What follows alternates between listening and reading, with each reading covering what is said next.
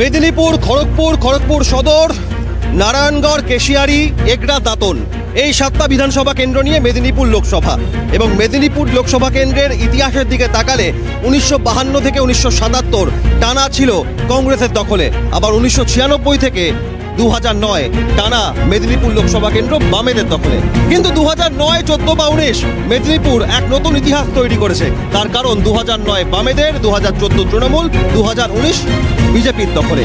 বারংবার পালাবদল হয়েছে মেদিনীপুরে। তাই 2024 লোকসভা নির্বাচনের আগে মেদিনীপুর লোকসভা কেন্দ্রের পাবলিক পালস কি, মানুষ কি ভাবছেন এবার বুঝতেই ক্যামেরায় জ্যাকি সিং এর সঙ্গে আমি অভিক বসু, মেদিনীপুরে।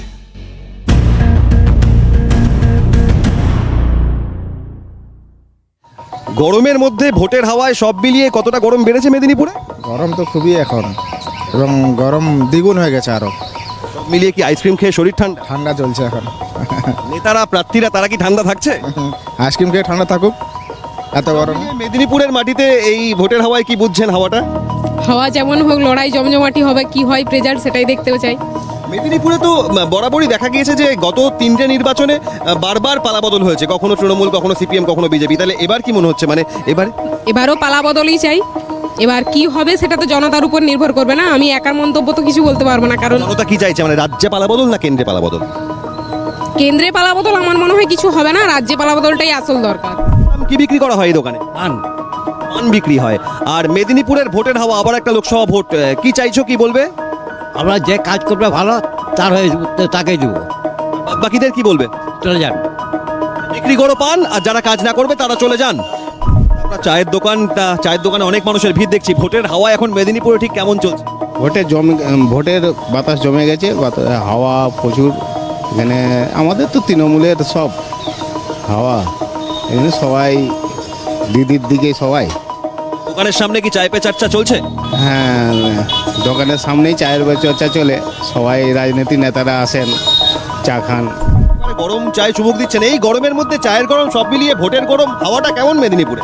অ্যাকচুয়ালি চায়ের গরম যেটা হচ্ছে ভোটের চেয়েও বেশি মনে হচ্ছে আমার। ভোটের চেয়েও চাটা এখন এই গরমে চা খেলেই সব আমরা ফিট থাকি দেখি।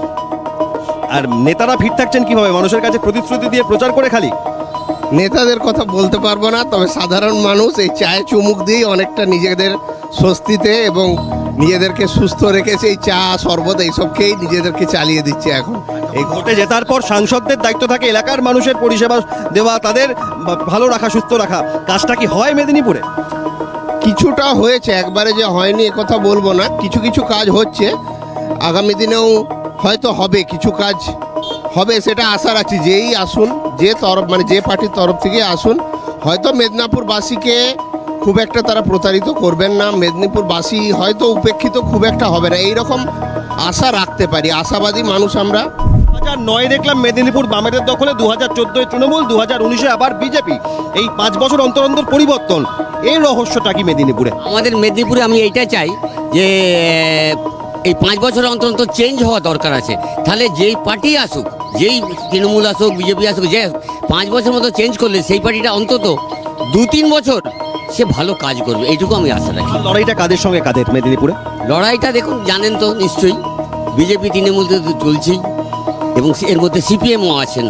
অতএব বলতে পারবো না কে কতটা এগিয়ে আছে। লড়াই ত্রিমুখী লড়াই। এখন কি করা হয় পেশায়? এখন আমি রিটায়ার্ড পারসন, অবসরপ্রাপ্ত। আমি অবসর নিয়েছি। মেদিনীপুর লোকসভা কেন্দ্রে আবারও একটা ভোটের আগে ঠিক কি ভাবনা, কি বলবেন যারা দাঁড়িয়েছেন তাদের উদ্দেশ্যে? তাদের উদ্দেশ্যে একটাই বলা যে আপনারা যেরকম ভোটের সময় আপনারা ছুটাছুটি করছেন, এই আগামী 5 বছরে যেই আসুক সেই যেন এরকমভাবে ছুটাছুটি করে মানুষের পরিষেবা দেয়, এটাই আমি আশা করি। অনেক সময় কি অবসর নিয়ে নেয় জেতার পর? হ্যাঁ, জেতার পরে তো অনেকেই অবসর নিয়ে নেয়, তখন আর তাদেরকে টিকি পাওয়া যায় না এখানে। তো আমার অনুরোধ, আমি আমার ব্যক্তিগত মতামত জানাচ্ছি যে তারা যেন এই যে ছুটোছুটি আজকে এখানে কালকে সেখানে এরকম ছুটোছুটি করছেন, তাদের এই লোকসভা কেন্দ্রে অন্তর্গত যেগুলো সেগুলোতে যাতে ছুটাছুটি করে তাদের পরিষেবা দেওয়ার চেষ্টা করে। এই খাটের দোকান কত বছরের? বহু বছরেরই দোকান। মেদিনীপুর লোকসভা কেন্দ্রে আবারও একটা ভোট, তা ভোটের আগে কি বলবেন যারা প্রার্থী হয়েছেন তাদের উদ্দেশ্যে কি বার্তা? প্রার্থীরা ভোটের সময় সবারই কাছে আসে, সবারই খোঁজ খবর নেয়, কিন্তু তারপরে আর তাদের সেরকমভাবে দেখা যায় না। আশা করব যেন সারা বছর ধরে আমাদেরকে কিছু কিছু সার্ভিস দেন। হ্যাঁ, অনেক সময় হসপিটালে বেড পাওয়া যায়নি, হ্যাঁ, রুগীদের বিভিন্ন রকম অসুবিধার সৃষ্টি হয়, সেই সমস্ত খোঁজ খবর নেয়নি। মিনিমাম এইটুকু পরিষেবা স্বাস্থ্যের আপনি খাট বিক্রি করেন বলে আমি জানতে চাইছি, ভোটের আগে যেমন ছোটাছুটি করছেন, ভোটের পর কি যিনি যেতেন খাটে বসে পা দোলায়? হ্যাঁ, তাই তো।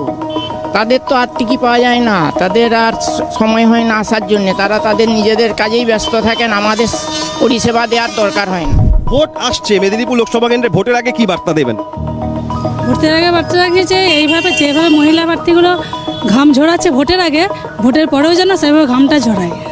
ভোটের পরে কি করে অনেক সময়? ভোটের পরে বসে যায়, নিজেদের পকেট ভর্তি করে, জনসাধারণের কাজ তো করেই না, নিজেদের স্বার্থ নিয়ে নিজেরা মেতে থাকে। আচ্ছা, একটা বিষয় যে মেদিনীপুরে বারংবার দেখেছি 2009, 14, 19 পরিবর্তন হয়েছে, সাংসদ দল পরিবর্তন হয়েছে, এটা কেন? দল পরিবর্তন হয়েছে, মানুষ তাদেরকেই তো পছন্দ করবে, যারা পছন্দর মতন মানুষ হবে, মানুষের পাশে কাজে দাঁড়াবে, সব কিছুতেই থাকবে, সেইভাবে কাজ থাকলেই মানে তারা ব্যবহার করবে, তাদেরকে নিবে, না হলে পছন্দ না হলে তাদেরকে ছুঁড়ে ফেলে দিবে। মেদিনীপুরের মাটিতে ভোট দেওয়ার আগে কি আশা রাখছেন, কি ভাবনা? মেদিনীপুরের মাটি যেন শান্তি থাকে, শান্তি চাই আমরা সবাই। এবার কি লড়াইটা হাড্ডাহাড্ডি হবে? হ্যাঁ, একদম একদম হবে। মানে মহিলাদের ক্ষেত্রে একটা কথা বলে যে চুলোচুলি, তা লড়াইটা হাড্ডাহাড্ডি হবে না চুলোচুলি হবে? হাড্ডাহাড্ডি হবে। মেদিনীপুর লোকসভা কেন্দ্রে আবারও একটা ভোট আসছে, ভোটের আগে ঠিক কি মনে হচ্ছে? এবার কি বলবো, গরমের হাওয়াতে আমরা আর কি বলবো, ঠান্ডা ঠান্ডা কুলকুল, আর আমাদের বোঝাতে পারবে না কোনো ভুল। এবার ভোটের সব মিলিয়ে ছবিটা কি মনে হচ্ছে, কি বুঝছেন? সংগ্রামী শহর মেদিনীপুর শহর, এই লড়াইটা হবে বিজেপির সঙ্গে তৃণমূলের লড়াই হবে, কিন্তু যে লড়াইটা হবে হাড্ডাহাড্ডি লড়াই হবে। একটু এগিয়ে আছে বলে মনে হচ্ছে। এগিয়ে এখন তো কিছু বলা যাচ্ছে না, তো পাবলিকই এর উত্তর দেবে। ওই বারংবার যে পরিবর্তনটা মেদিনীপুরে হয়েছে 5 বছর অন্তর অন্তর, এর কারণ কি? কাজ হয়নি বলে? কাজ হয়নি বললে ভুল হবে, কাজ হয়েছে, কিন্তু কাজ যে ভালোভাবে হয়েছে সেটাও একটা ব্যাপার আছে। যে এখন এর পরে যে পরিবর্তনটা হবে 2024-এ ভোটে, তখন যে পরিবর্তনটা আসবে সেটাই এর জবাব দেবে যে কে কাজটা ভালো করছে, কে খারাপ করছে। মেদিনীপুরের বাসিন্দা, মেদিনীপুর লোকসভা কেন্দ্রের ভোটের আগে ঠিক কি বলবেন? যেরকম আমি স্কুটিনে ছোটাছুটি করছি, এখন তো সবাই ছোটাছুটি করছে প্রার্থীরা, মানে হাড্ডাহাড্ডি লড়াইয়ের মতন একটি, যেন এখন যেমন ছোটাছুটি করছে ভবিষ্যতে যেন সেরকম যেন ছোটাছুটি যেন করেন ওনারা, এইটুকুই।